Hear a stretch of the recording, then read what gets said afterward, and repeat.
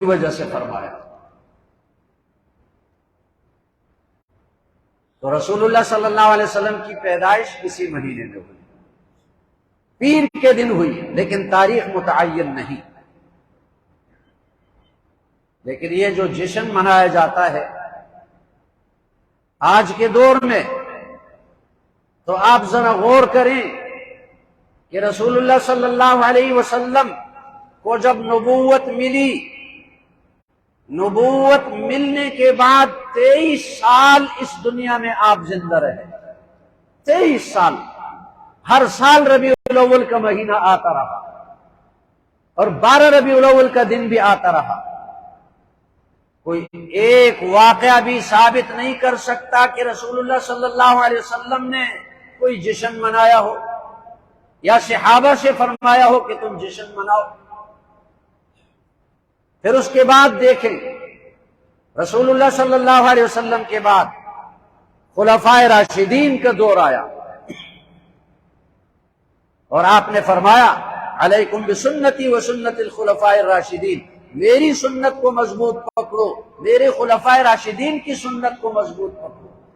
خلفائے راشدین کا زمانہ کتنا تھا؟ 30 سال۔ 2 سال ابو بکر صدیق کے، 10 سال عمر فاروق کے، 12 سال عثمان غنی کے، اور 6 مہینے کم 6 سال حضرت علی رضی اللہ عنہ۔ یہ 30 سال پر مشتمل خلافت راشدہ کا دور تھا، اور ہر سال ربیع الاول کا مہینہ آتا رہا۔ کوئی ایک واقعہ بھی پیش نہیں کر سکتا کہ کوئی جشن منایا گیا ہے۔ اس کے بعد آپ دیکھیں، رسول اللہ صلی اللہ علیہ وسلم کے صحابہ ہیں جن کے بارے میں آپ نے فرمایا اصحابی کالنجوم بأیہم اقتدیتم اہتدیتم، میرے صحابہ ستاروں کے مانند ہیں، جس صحابی کے نقش قدم پر چلو گے ہدایت پا جاؤ گے۔ تو صحابہ کا زمانہ 100 سال تک رہا، اور ان 100 سالوں میں ہر سال ربیع الاول کا مہینہ آتا رہا۔ کوئی ایک واقعہ ثابت نہیں کر سکتا کہ جشن منایا گیا ہے، جھنڈیاں لگائی گئی ہوں، چراغاں کیا گیا ہو، جلوس نکالے گئے ہوں، کوئی ثابت نہیں کر سکتا۔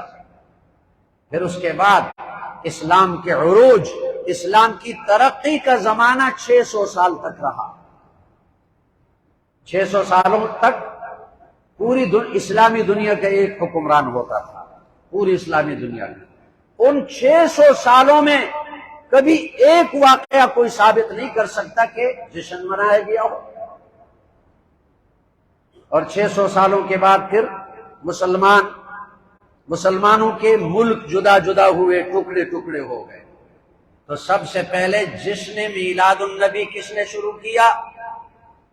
604 ہجری میں، یعنی 600 سال کے بعد عراق کا بادشاہ مظفر الدین اربلی لوگوں کو خوش کرنے کے لیے، لوگوں کو اپنے ساتھ جوڑنے کے لیے، اس نے سب سے پہلے جشن میلاد النبی شروع کیا، لیکن وہ بھی ایک جلسے کی حد تک تھا، جیسے جلسہ ہوتا ہے، اور اس میں رسول اللہ صلی اللہ علیہ وسلم کی سیرت بیان کی جاتی ہے۔ اگر کوئی ایسا جلسہ کر لے اور اس میں رسول اللہ صلی اللہ علیہ وسلم کی سیرت بیان کر لے تب بھی کوئی حرج نہیں، لیکن یہ جو خرافات نظر آتی ہیں آپ کو، بدعات نظر آتی ہیں، یہ تو 100 سال پہلے اس میں ایک بدعت کا بھی وجود نہیں تھا۔ اور پھر یہ لوگ کہتے ہیں کہ اچھا تم ثابت کرو، ہمیں کہتے ہیں تم ثابت کرو کہ قرآن کی کون سی آیت میں جشن میلاد النبی سے منع کیا گیا، یا تم ثابت کرو کہ کوئی ایسی حدیث جس میں جشن میلاد النبی سے منع کیا گیا۔ یہ دلیل پوچھتے ہیں۔ کتنی بڑی حماقت ہے، بے وقوفی ہے۔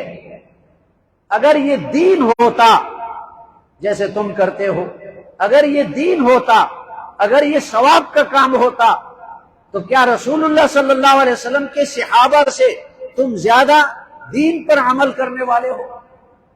اور کیا تم زیادہ ثواب کمانے والے ہو؟ انہوں نے کیوں نہیں کیا؟ اور پھر اس کے اندر، اس جشن میلاد النبی کے اندر کتنے گناہ اکٹھے ہوئے،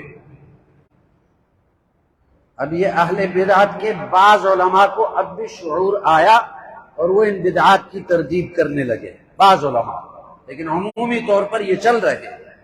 آپ اندازہ لگا لیں، پہلی بدعت، پہلا گناہ کیا ہے؟ اس جلوس میں نعتیں پڑھتے ہیں موسیقی کی دھن پر، میوزک پر۔ کتنا بڑا گناہ ہے، نعت بھی ہو اور ساتھ میوزک بھی ہو، جبکہ رسول اللہ صلی اللہ علیہ وسلم نے فرمایا انما بعثت لکسر المعازف، میں اس لیے بھیجا گیا ہوں کہ موسیقی کے آلات کو میں توڑ دوں۔